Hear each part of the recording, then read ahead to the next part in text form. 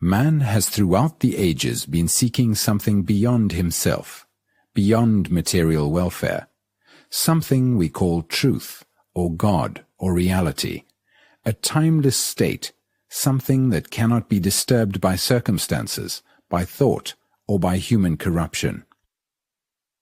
Man has always asked the question, what is it all about? Has life any meaning at all? He sees the enormous confusion of life, the brutalities, the revolts, the wars, the endless divisions of religion, ideology, and nationality, and with a sense of deep, abiding frustration he asks, what is one to do? What is this thing we call living? Is there anything beyond it? And not finding this nameless thing of 1,000 names which he has always sought, he has cultivated faith. Faith in a savior or an ideal. And faith invariably breeds violence.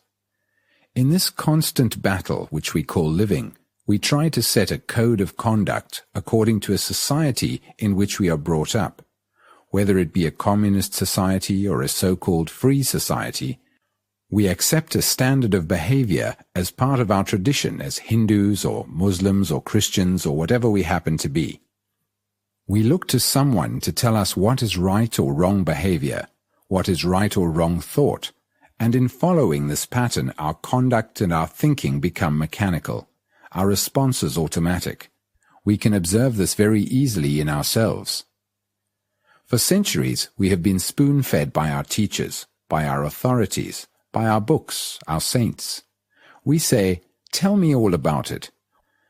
What lies beyond the hills and the mountains and the earth? And we are satisfied with their descriptions, which means that we live on words and our life is shallow and empty. We are second-hand people. We have lived on what we have been told, either guided by our inclinations, our tendencies, or compelled to accept by circumstances and environment.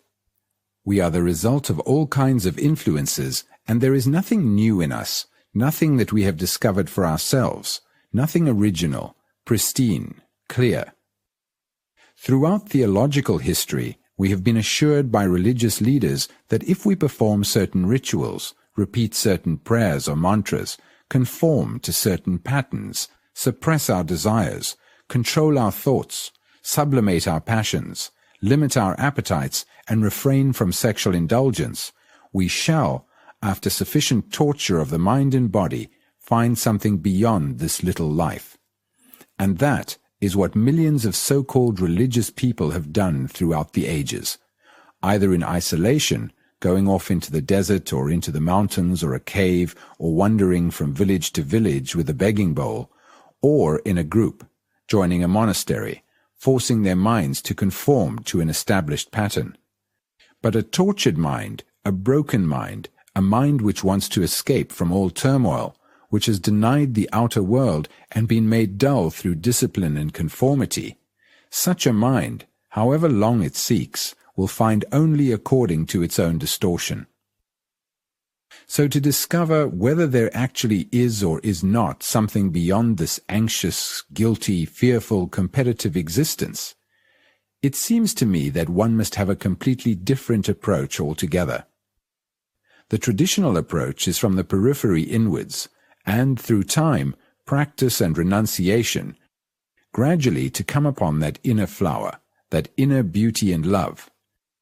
In fact, to do everything to make oneself narrow, petty and shoddy, peel off little by little, take time, tomorrow will do, next life will do, and when at last one comes to the center, one finds there is nothing there, because one's mind has been made incapable, dull, and insensitive.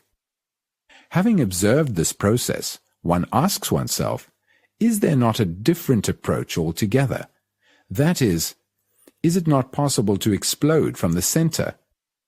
The world accepts and follows the traditional approach. The primary cause of disorder in ourselves is the seeking of reality promised by another. We mechanically follow somebody who will assure us a comfortable spiritual life.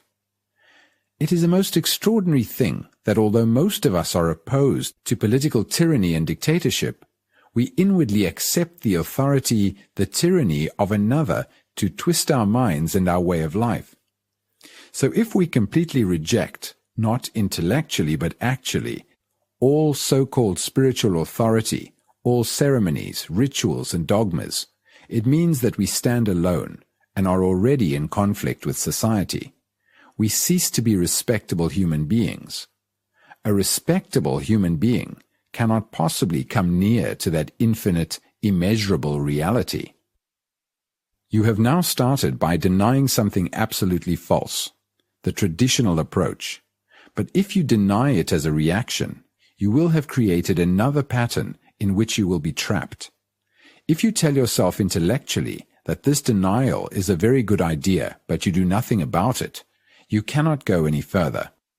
If you deny it, however, because you understand the stupidity and immaturity of it, if you reject it with tremendous intelligence, because you are free and not frightened, you will create a great disturbance in yourself and around you, but you will step out of the trap of respectability.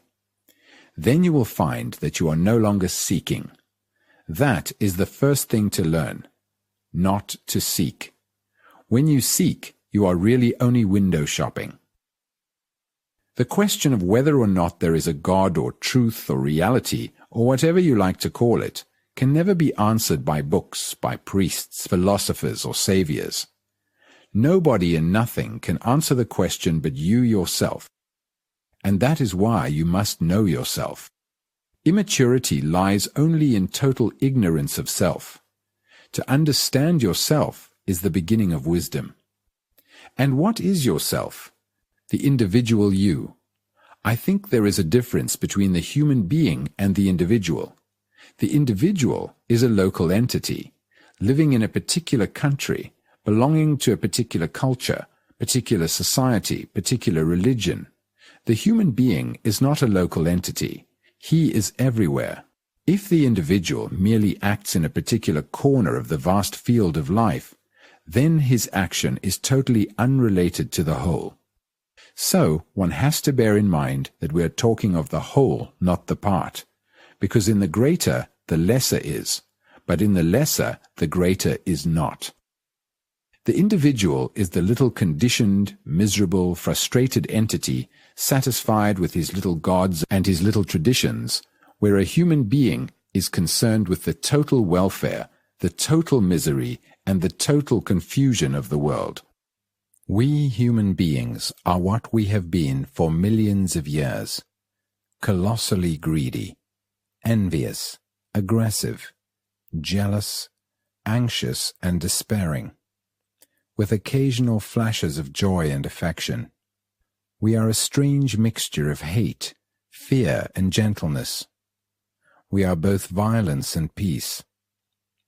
There has been outward progress from the bullock cart to the jet plane, but psychologically the individual has not changed at all, and the structure of society throughout the world has been created by individuals. The outward social structure is the result of the inward psychological structure of our human relationships. For the individual is the result of the total experience, knowledge, and conduct of man. Each one of us is the storehouse of all the past. The individual is the human who is all mankind. The whole history of man is written in ourselves. Do observe what is actually taking place within yourself and outside yourself in the competitive culture in which you live, with its desire for power, position, prestige, name, success, and all the rest of it. Observe the achievements of which you are so proud. This whole field you call living, in which there is conflict in every form of relationship, breeding hatred, antagonism, brutality, and endless wars. This field, this life, is all we know, and being unable to understand the enormous battle of existence, we are naturally afraid of it and find escape from it in all sorts of subtle ways. And we are frightened also of the unknown, frightened of death, frightened of what lies beyond tomorrow. So we are afraid of the known and afraid of the unknown. That is our daily life, and in that there is no hope, and therefore every form of philosophy, every form of theological concept is merely an escape from the actual reality of what is. All outward forms of change brought about by wars, revolutions, reformations, laws, and ideologies have failed completely to change the basic nature of man, and therefore of society. As human beings living in this monstrously ugly world, let us ask ourselves, can this society, based on competition, brutality, and fear, come to an end? Not as an intellectual conception, not as a hope, but as an actual fact, so that the mind is made fresh, new, and innocent, and can bring about a different world altogether? It can only happen, I think, if each one of us recognizes the central fact that we as individuals, as human beings, in whatever part of the world we happen to live, or whatever culture we happen to belong to, are totally responsible for the whole state of the world. We are each one of us responsible for every war, because of the aggressiveness of our own lives, because of our nationalism, our selfishness, our gods, our prejudices, our ideals, all of which divide us. And only when we realize, not intellectually but actually as we would recognize that we are hungry or in pain, that you and I are responsible for all this existing chaos, for all the misery throughout the entire world, because we have contributed to it in our daily lives and are part of this monstrous society with its wars, divisions, its ugliness, brutality, and greed. Only then will we act. But what can a human being do? What can you and I do to create a completely different society? We are asking ourselves a very serious question. Is there anything to be done at all? What can we do? Will somebody tell us? People have told us. The so-called spiritual leaders, who are supposed to understand these things better than we do, have told us by trying to twist and mold us into a new pattern, and that hasn't led us very far. Sophisticated and learned men have told us, and that has led us no further. We have been told that all paths lead to truth. You have your path as a Hindu, and someone else has his path as a Christian, and another as a Muslim, and they all meet at the same door, which is, when you look at it, so obviously absurd. Truth has no path, and that is the beauty of truth. It is living. A dead thing has a path to it because it is static, but when you see that truth is something living, moving, which has no resting place, which is in no temple, mosque, or church, which no religion, no teacher, no philosopher, nobody can lead you to, then you will also see that this living thing is what you actually are. Your anger, your brutality, your violence, your despair, the agony and sorrow you live in.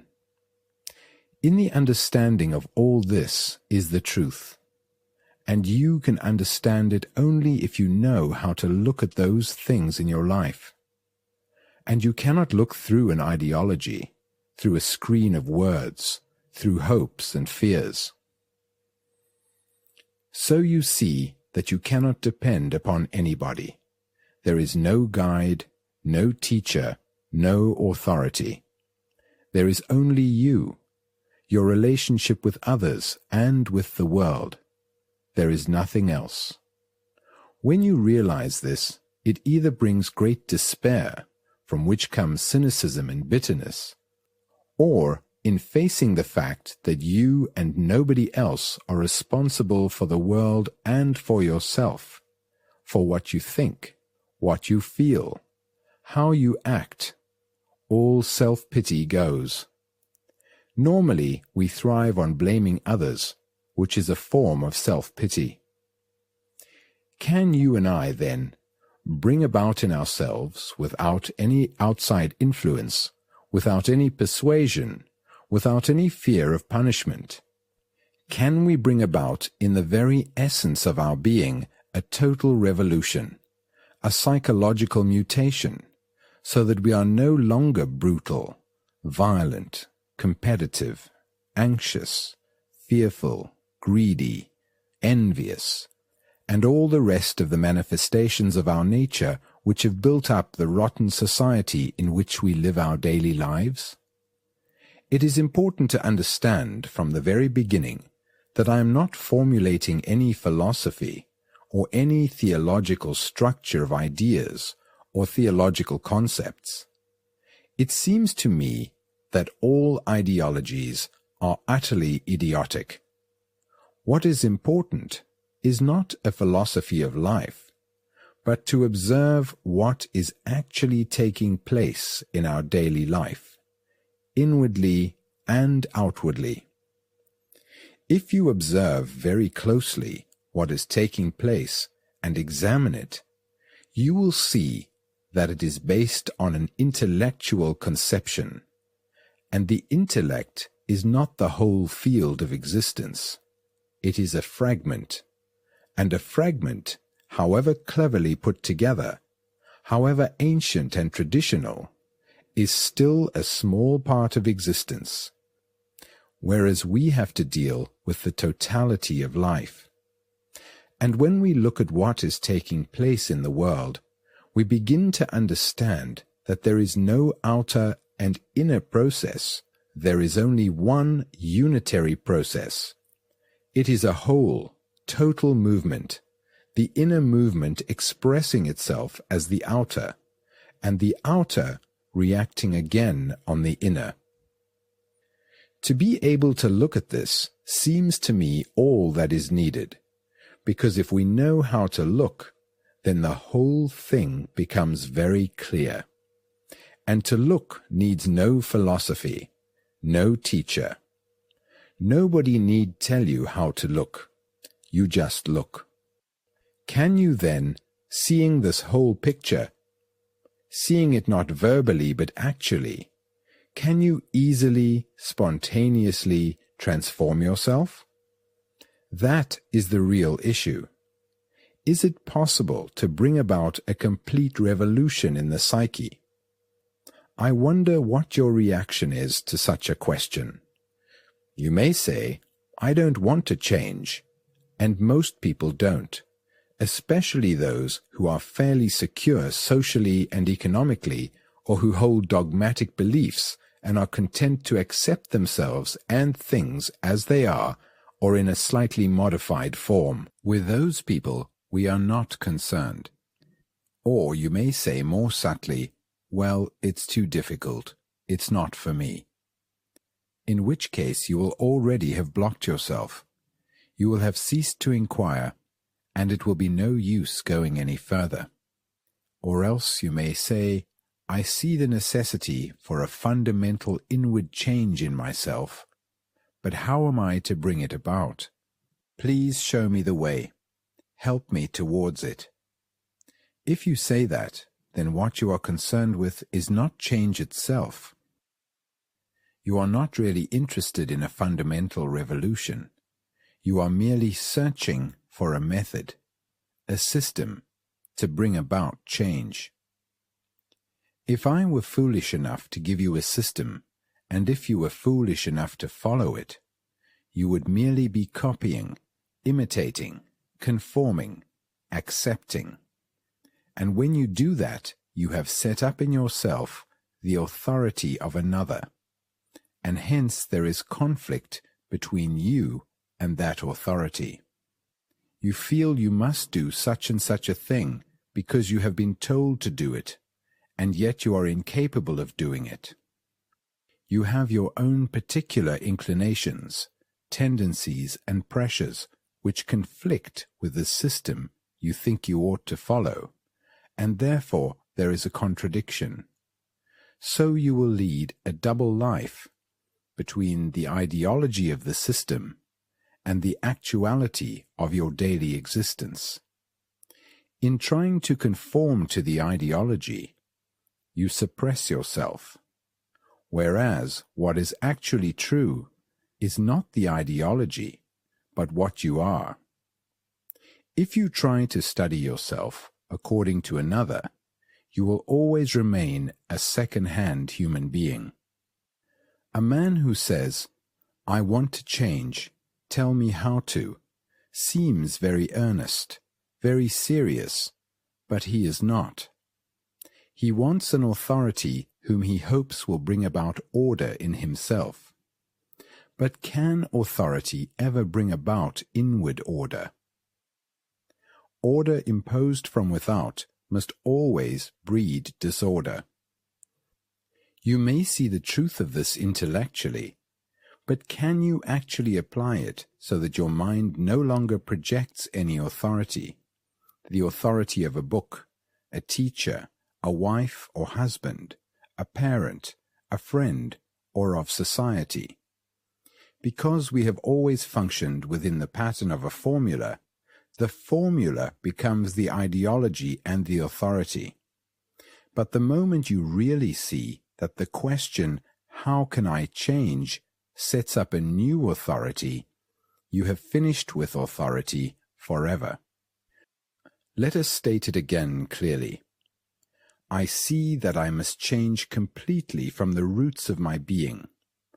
I can no longer depend on any tradition, because tradition has brought about this colossal laziness, acceptance and obedience. I cannot possibly look to another to help me change. Not to any teacher, any God, any belief, any system, any outside pressure or influence. What then takes place? First of all, can you reject all authority? If you can, it means you are no longer afraid. Then what happens? When you reject something false, which you have been carrying about with you for generations, when you throw off a burden of any kind, what takes place? You have more energy, haven't you? You have more capacity, more drive, greater intensity and vitality. If you do not feel this, then you have not thrown off the burden. You have not discarded the dead weight of authority. But when you have thrown it off, and have this energy in which there is no fear at all, no fear of making a mistake, no fear of doing it right or wrong, then is not that energy itself the mutation? We need a tremendous amount of energy, and we dissipate it through fear. But when there is this energy which comes from throwing off every form of fear, that energy itself produces the radical inward revolution. You do not have to do a thing about it. So you are left with yourself, and that is the actual state for a man who is very serious about all this. And as you are no longer looking to anybody or anything for help, you are already free to discover. And when there is freedom, there is energy. And when there is freedom, it can never do anything wrong. Freedom is entirely different from revolt. There is no such thing as doing right or wrong when there is freedom. You are free, and from that center you act. And hence there is no fear. And a mind that has no fear is capable of great love. And when there is love, it can do what it will. What we are now going to do, therefore, is to learn about ourselves, not according to me or to some analyst or philosopher, because if we learn about ourselves according to someone else, we learn about them not ourselves. We are going to learn what we actually are. Having realized that we can depend on no outside authority in bringing about a total revolution within the structure of our own psyche, there is the immensely greater difficulty of rejecting our own inward authority, the authority of our own particular little experiences and accumulated opinions, knowledge, ideas, and ideals. You had an experience yesterday which taught you something, and what it taught you becomes a new authority. And that authority of yesterday is as destructive as the authority of 1,000 years. To understand ourselves needs no authority either of yesterday or of 1,000 years, because we are living things, always moving, flowing, never resting. When we look at ourselves with the dead authority of yesterday, we will fail to understand the living movement and the beauty and quality of that movement.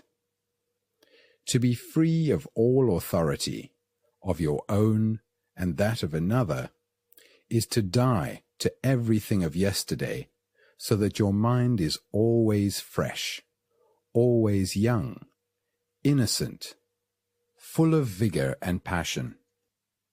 It is only in that state that one learns and observes, and for this a great deal of awareness is required.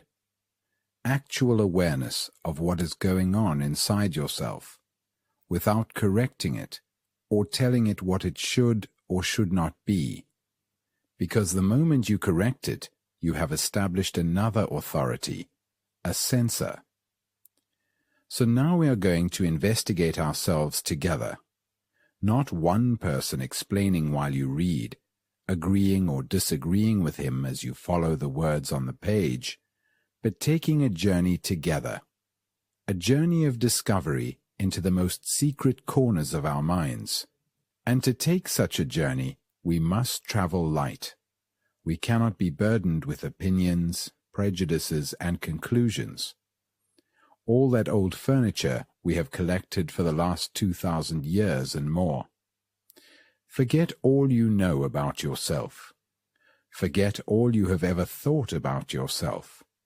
We are going to start as if we knew nothing. It rained last night heavily, and now the skies are beginning to clear. It is a new, fresh day. Let us meet that fresh day as if it were the only day. Let us start on our journey together with all the remembrance of yesterday left behind, and begin to understand ourselves for the first time.